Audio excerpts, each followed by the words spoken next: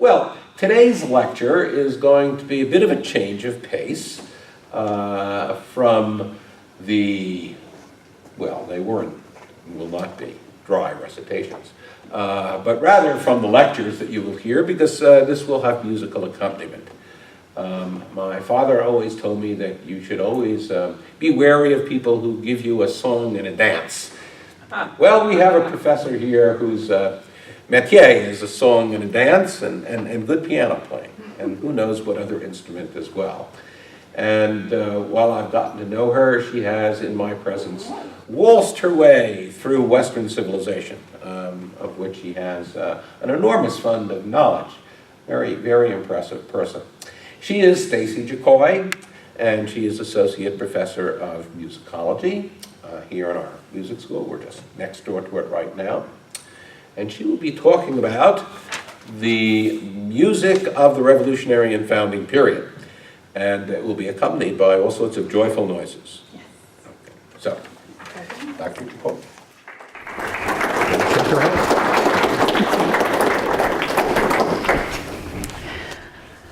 Thank you for that introduction, and thank you to Dr. Balcha and the Institute for having me to speak today. And so the title, Yankee Doodle Dandy to Hamilton, Music That Makes the Nation.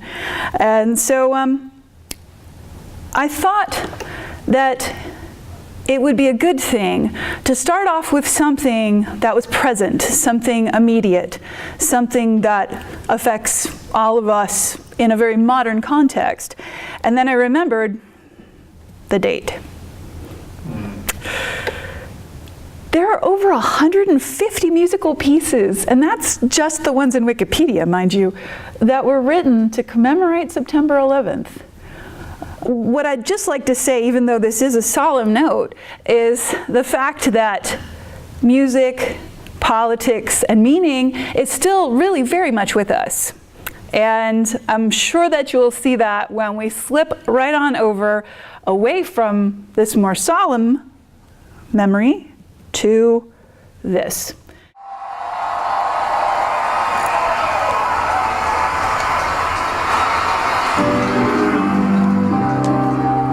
Tell you what I wish I knew when I was young and dreamed of glory. You have no control who lives, who dies, and who tells your story. I know that we can win. I know that greatness lies in you.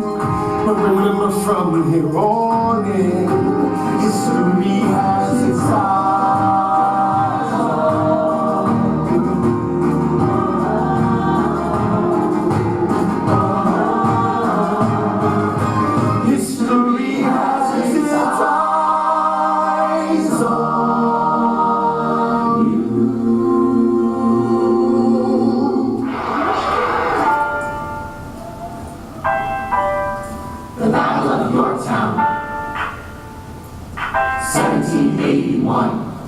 Monsieur Hamilton! Monsieur Lafayette! In command where you belong! Are you saying no sweat?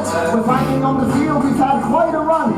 Immigrants! We get the job done. So what happens if we win? I go back to France and bring freedom to my people if I'm given the chance. We'll be with you when you do. Go lead your men! See you on the other side! Till we meet again! I'm not gonna away my shot. I'm not gonna away my shot. Hey, I'm just like my country, I'm not stuck being hungry, and I'm not gonna away my shot. I'm not gonna away my shot. Till the world turns upside down. Till the world turns upside down. I am nothing that's so much, it feels more like a memory. This is where it gets me. On my feet, the enemy ahead of me. If this is the end of me, at least I have a friend with me. Weapon with my hands, a command, and my men with me.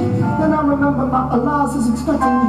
Not only that, my Elias is expecting. So we gotta go, gotta get the job done. Gotta start a new nation, gotta meet my son. Take the bullets out your gun, the bullets out your gun. We move undercover and we move as a gun. Through the night, we have one shot to live another day. We can now let a straight gunshot give us away. We won't wind up drunk, seize the moment to stay in it. It's either gotta meet the business end of a bayonet. Code words, Rochambeau, Tiki, Rochambeau. Where your orders now, no man go. So the American experiment begins with my friends all scattered to the winds. Northern and South Carolina, redefining bravery. We'll never be free until we end slavery. When we finally drive the British away, Lafayette is there waiting in Chesapeake Bay. How did we know that this plan would work? We're spy on the inside, that's right. Till I spied on the British government. I take the measurements, information, and then I smuggle it to my brother's revolutionary covenant. I run with the sons of liberty and I am loving it. See, that's what happens when you're up against the mafia. Somebody's gotta shovel it. Hercules Mulligan. I need no introduction when you knock me down. I get the back up again.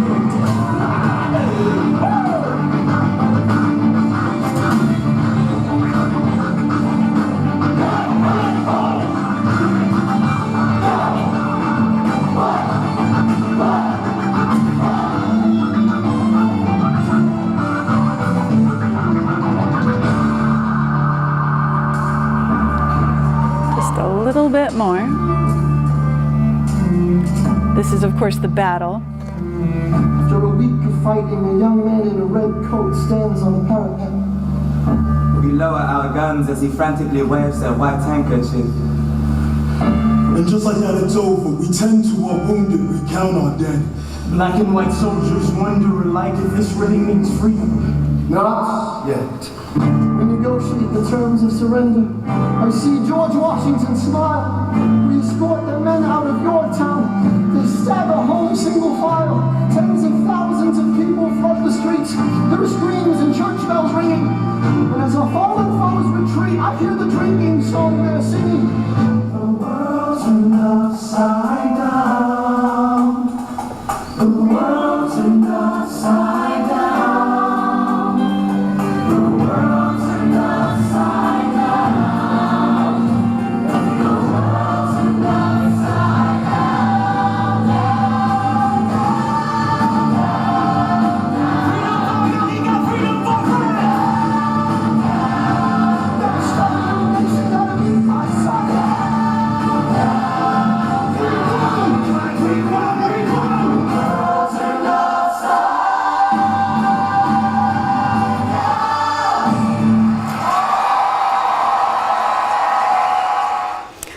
I wanted to play all of that because, as you probably know, Hamilton, which premiered in 2015, written by Lin-Manuel Miranda, is touted as or advertised as a historical hip-hop musical.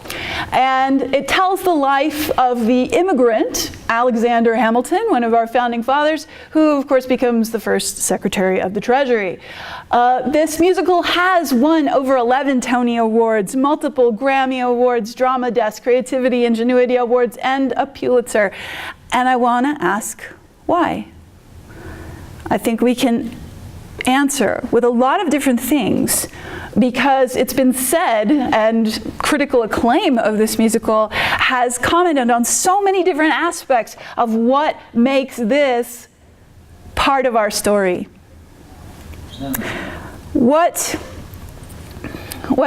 theater historian Andrew Shoki has said is that this is just the latest in what he calls the genre of the American Revolution rebooted.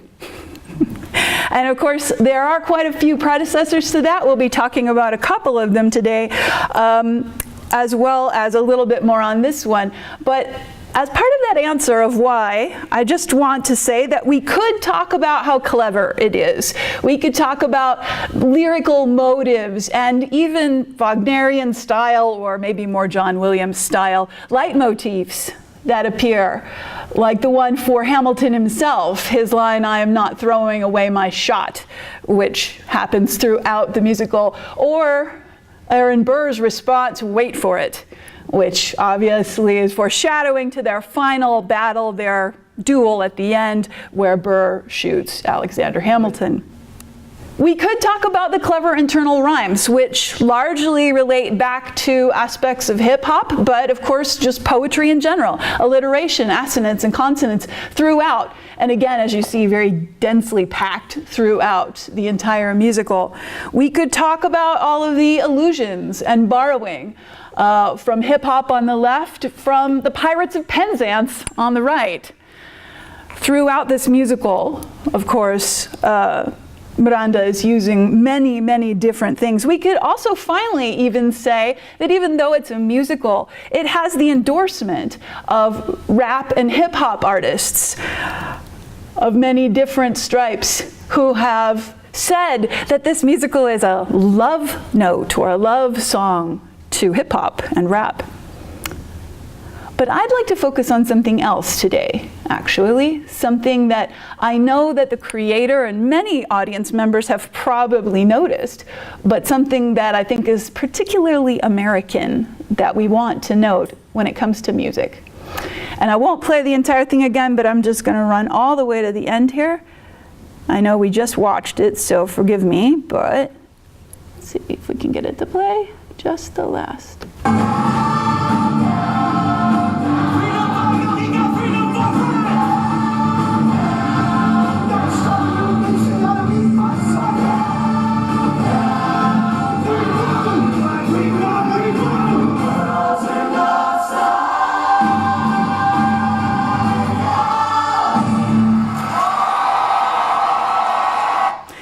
You may or may not know this, but The World Turned Upside Down, of course, is a very, very old tune.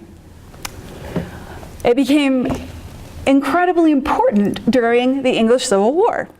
And as you can see, our little date down here, 1646, the tune became a metaphor for what was happening during the process of the English Civil War. That Parliament, a government by the people, rather than the monarchy, was in fact winning the war. And what did that mean? That Parliament was, at this point, certainly running London, if not the entire country.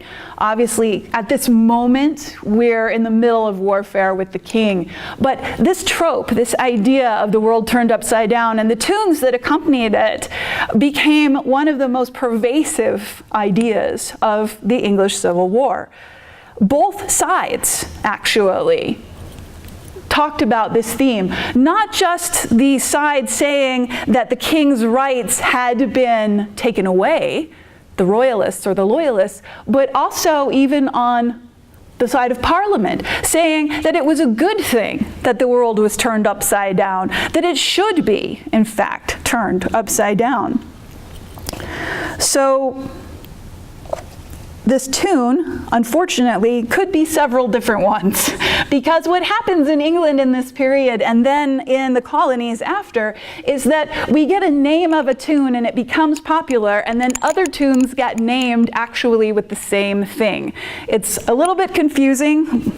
Who am I kidding? It's a lot confusing. But actually, it's very interesting because what it talks about and what it differentiates here is that the tune has its own life apart from the music, apart from the text.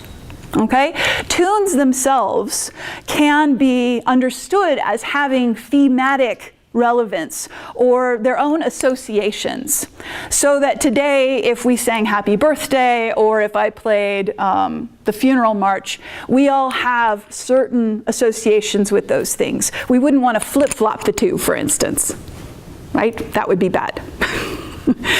The tunes themselves don't really have those associations, but they do for us. And so the world turned upside down then as a tune becomes a tune that's affiliated with the ideas of anarchy and having all things in society turned upon their head. We have a couple different tunes that take the title, though. It's just called When the World Turned Upside Down.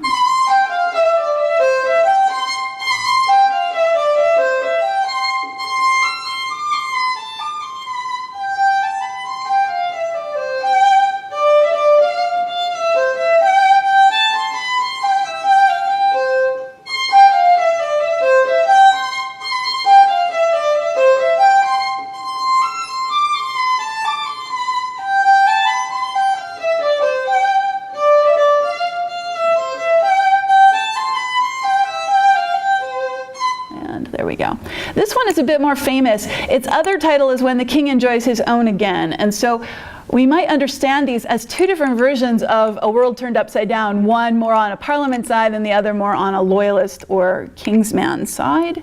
And I just lost it again. There it is. Okay. Speak speaking of your fifes.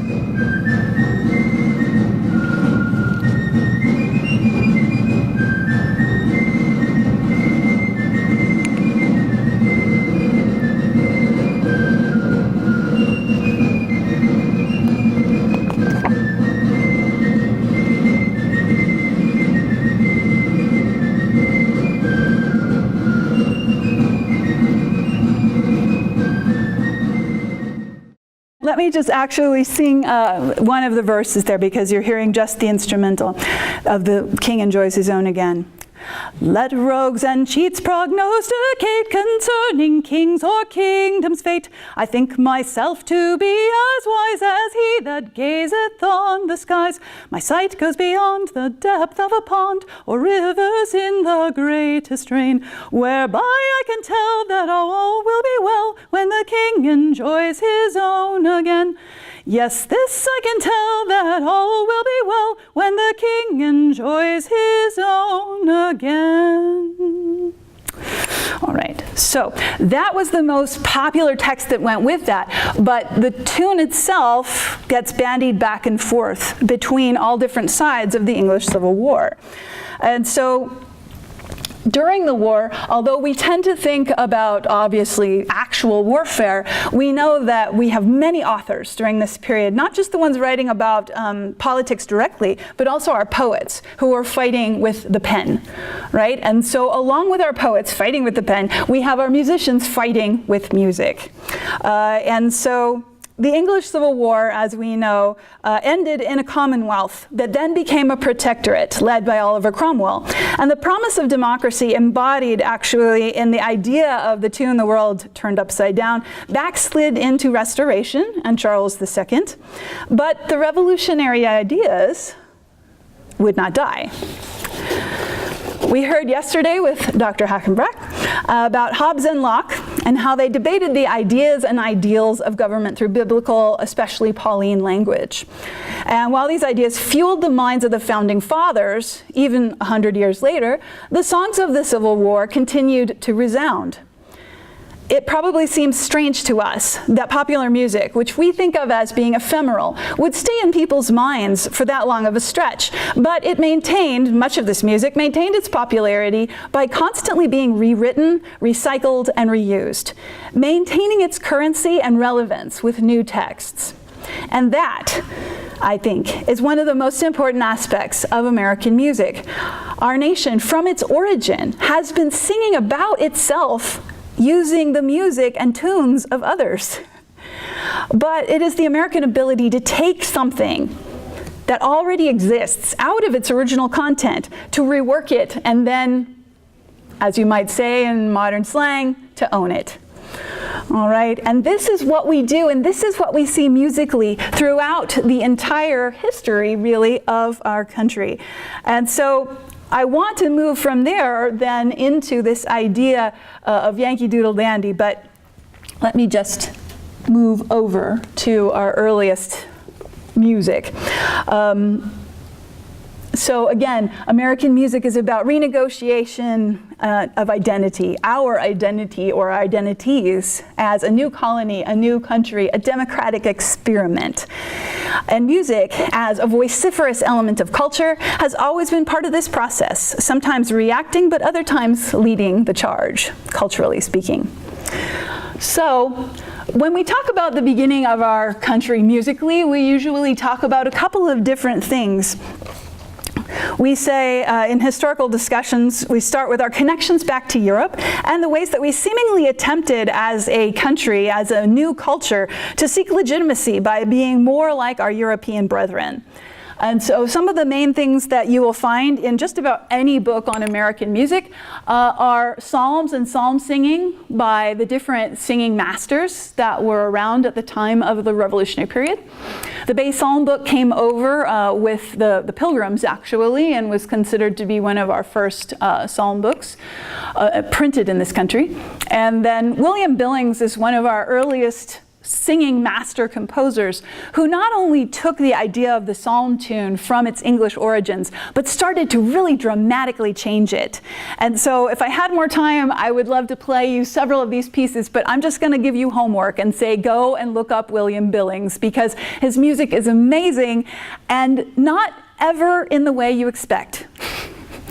And that's just, I guess, a little bit of a tease. So moving on to our founding fathers, we have quite a few of the original founding fathers who loved music and talked about music and created music. One of the most important was Francis Hopkinson, who's up here first, and he's up there.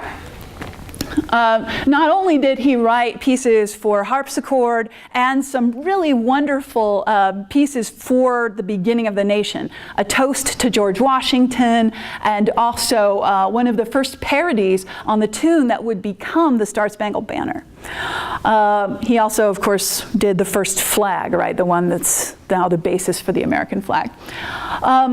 Benjamin Franklin, who we see here with his glass harmonica, his own creation, an instrument that could play from one area as if he had 36 or 37 different glasses and water between them. And so this was one of his innovations. I have a film of that if we have time at the end, but I mean, you can probably gather what it sounds like if you've ever rubbed your finger along the edge of a slightly wet glass. So, and of course, George Washington, who said basically that he couldn't carry a tune, but everyone wrote songs to him, and so acted as a patron, really, of a lot of musical pieces and poetry, but also was depicted, even though he actually wasn't usually performing the music, he's often depicted as performing these pieces. So that actually is a segue right into Yankee Doodle Dandy, because as many of you have probably seen, the iconography shows our fifer, a man who looks very much like Washington, although it's not Washington in the middle, and a drummer boy for our Yankee Doodle Dandy.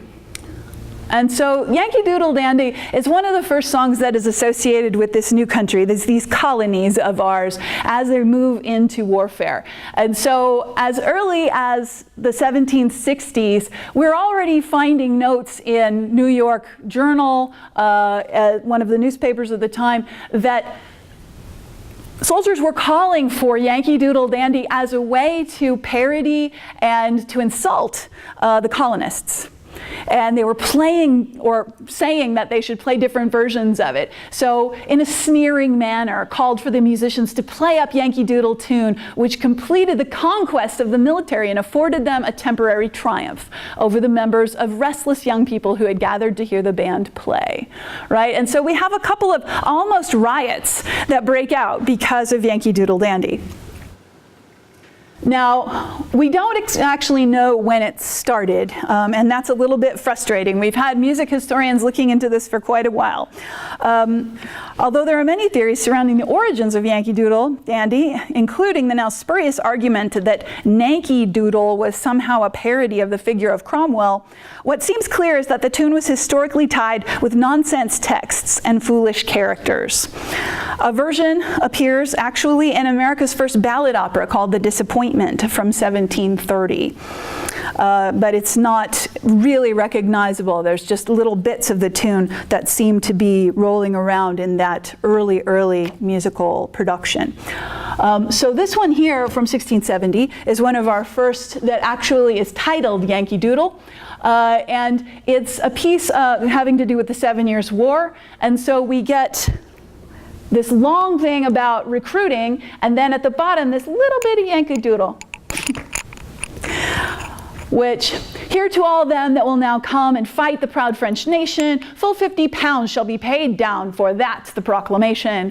And then jumping to the bottom, though I am young, I do belong to valiant Captain Clapham. I'll run my chance and fight the French, and that's the way we'll nab 'em. And then this does not fit at all with the refrain that we know. So Yankee Doodle Doodle, Yankee Doodle Didy, Yankee Doodle Doodle, Yankee Doodle Didy. So, okay. Where's the feather? Where's the macaroni? Where's everything we know? Well, actually, not yet. Okay? We get another Yankee Doodle that we have printed. And mind you, these prints, these broadside prints, were all over the place. They are just rife during this period. And we also know that many people were writing them out by hand.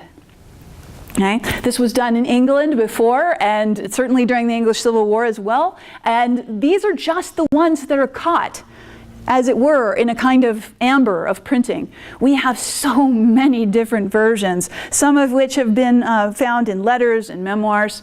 This is just one of the first ones that seems to really speak to the problems that are happening now with the war.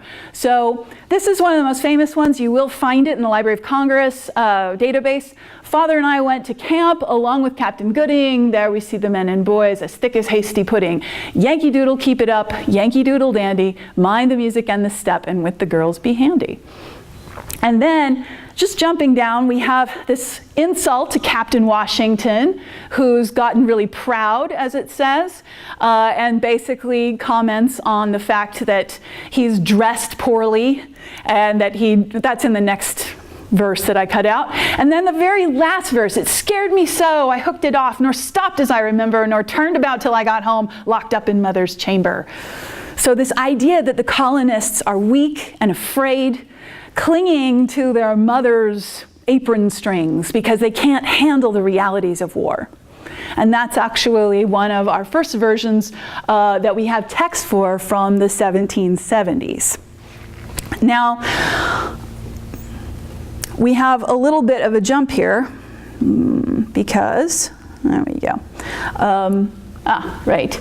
Okay, so this one is a little bit later, and this one, as you can see, is right around the time of the actual signing of the Constitution. So, the Vention did in Boston meet, but State House could not hold them, so then they went to Federal Street, and there the truth was told them.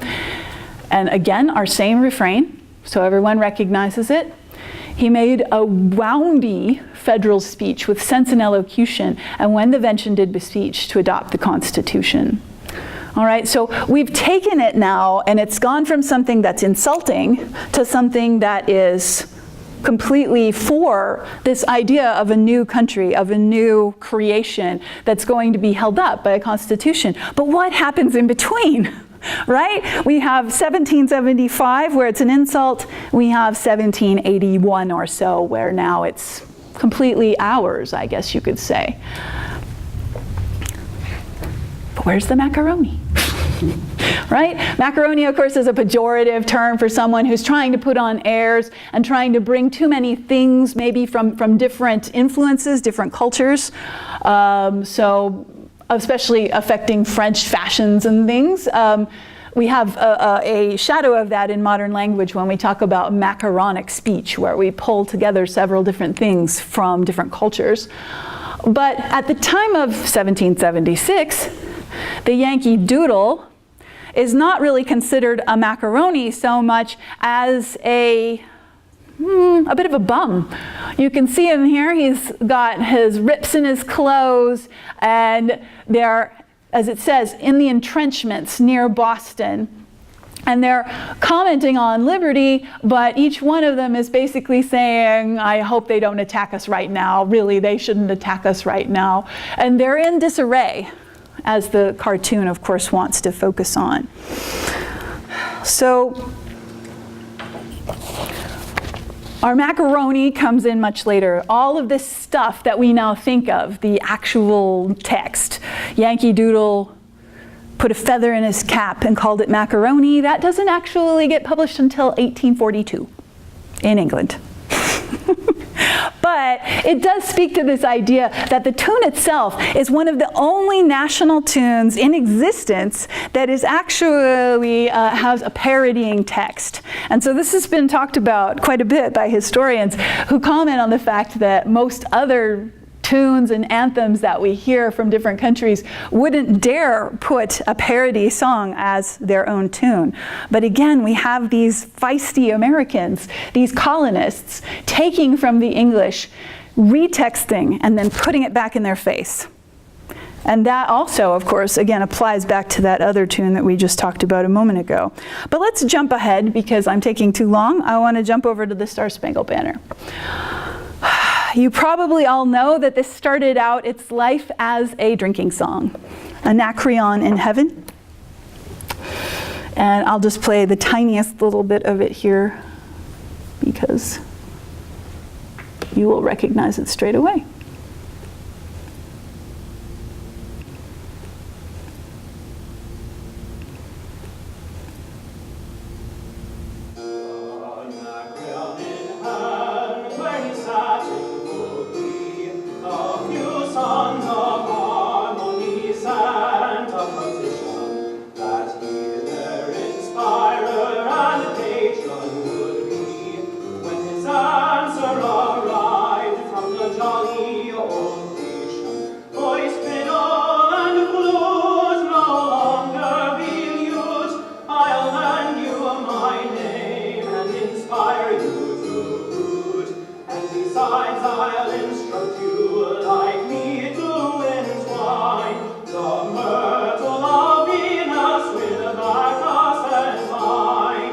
Besides, I'll instruct you like me to entwine the myrtle of Venus with Bacchus's wine.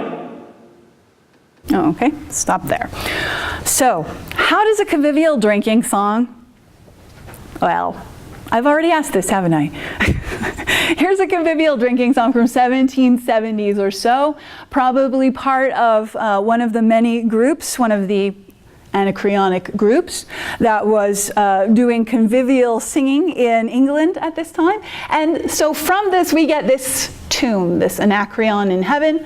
I mentioned before that Francis Hopkinson actually rewrites it and gives it its first parody text, but it has nothing to do with, oh, nope, I don't want that. It has nothing to do with, there we go, with politics.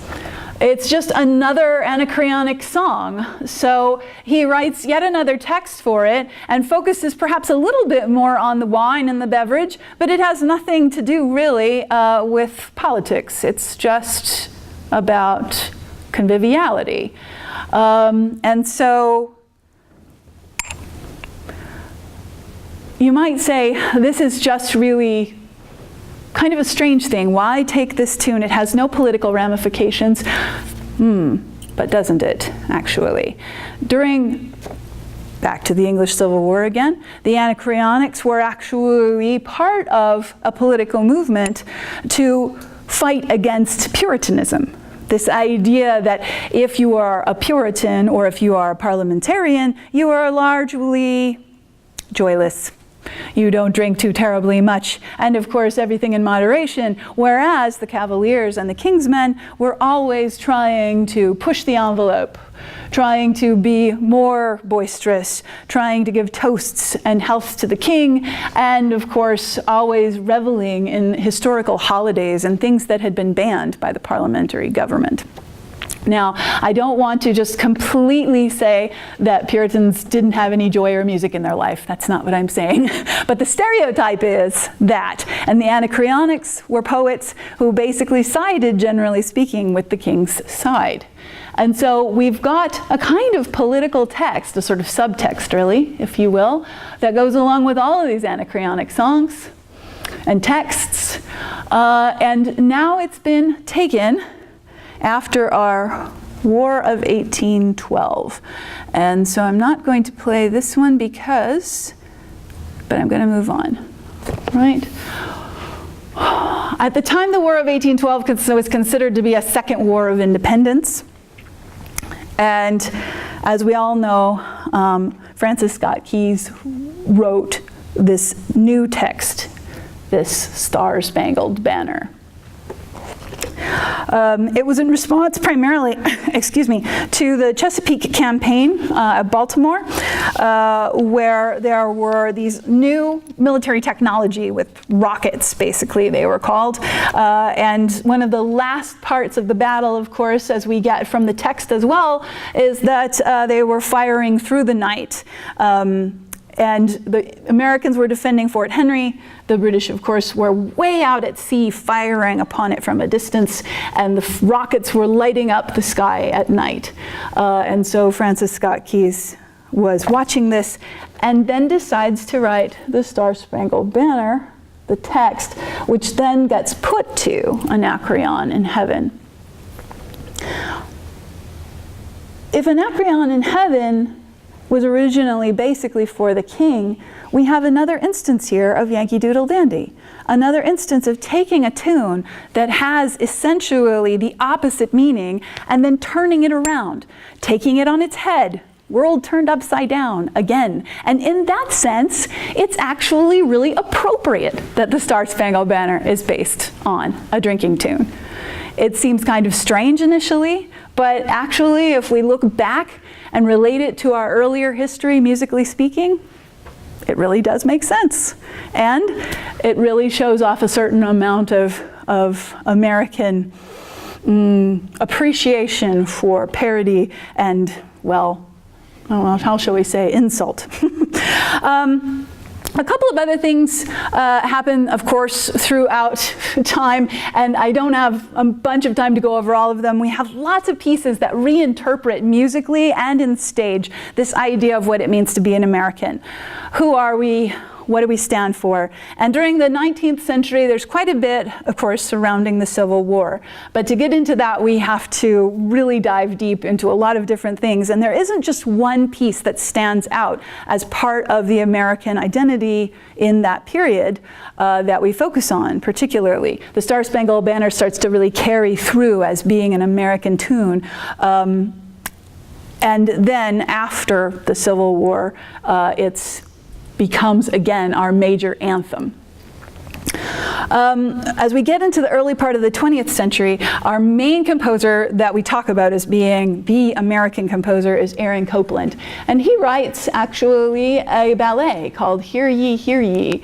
And I'm just going to play a tiny little bit of it because notice, if you will, this style. This is obviously an early 20th century style. And if I can find my cursor, there it is. Just play just a tiny little bit of it. There's no text here.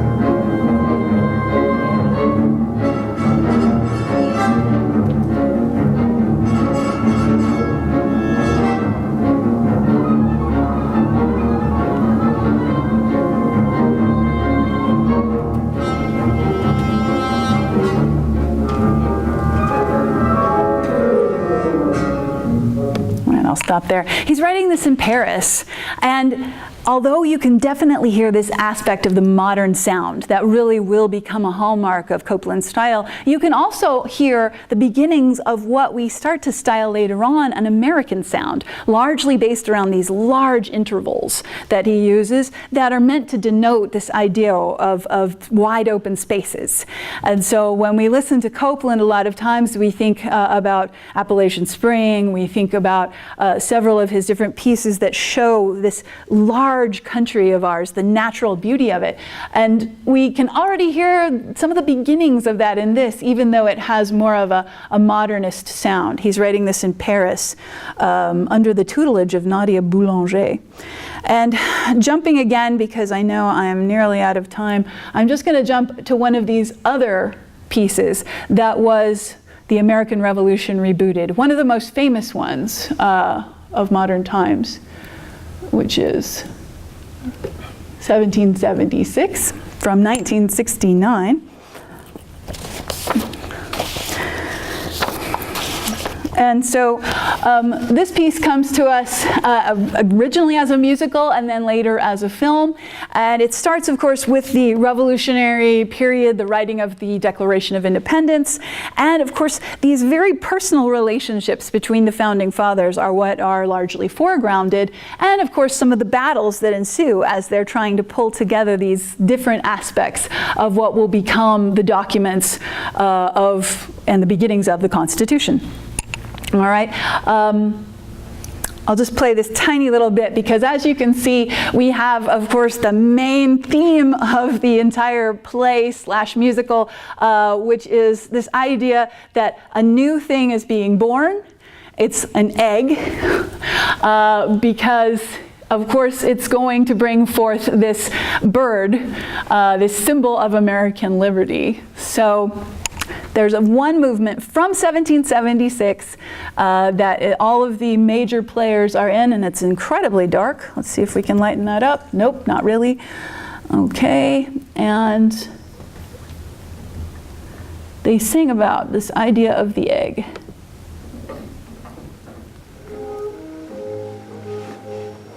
Nothing to fear. It's a masterpiece. I'm to be congratulated. You? For making him write it. Oh, of course. It's a masterpiece, I say. They will cheer every word, every letter. I wish I felt that way. Jefferson. I believe I can put it better. Franklin. Now then attend, as friend to friend, our Declaration Committee. For us I see immortality in Philadelphia City. A farmer, a lawyer, and a sage. A bit gouty in the leg. You know, it's quite bizarre to think that here we are, playing midwives to an egg. Egg? What egg? America, the birth of a new nation. Only we can be sure of what kind of a bird it's going to be. Thomas, a point. What sort of bird shall we choose as the symbol of our new America? The eagle. The dove. The turkey. The eagle. The dove. The eagle. The eagle. The turkey. The eagle is a majestic bird. The eagle is a scavenger, a thief, and a coward. A symbol of over 10 centuries of European mischief. A turkey. The turkey is a truly noble bird. Native American, source of sustenance of our original settlers, an incredibly brave fellow who will not flinch at attacking a regiment of Englishmen, single-handedly. Therefore, the national bird of America is going to be... The eagle. The eagle. We're waiting for the chirp, chirp, chirp of an eaglet being born. Waiting for the chirp, chirp, chirp of this humid Monday morning in this congressional incubator. God knows the temperature's hot enough to hatch a stone, let alone an egg. We're waiting for the scratch, scratch, scratch of that tiny little fellow. Okay, I'm going to stop it there.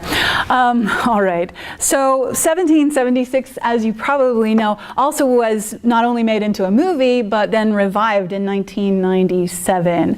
And so went on tour, was incredibly successful, won 5 Tony Awards, and was considered to be really one of, at least for the 1970s, considered to be one of the last words on this idea of who we were as a nation. And we have this intensely personal relationship between the founders, but then of course this larger political ramifications throughout. And they don't borrow any tunes in this, unfortunately. That would be really delightful if they did. All of the things were newly written for the musical and for the movie.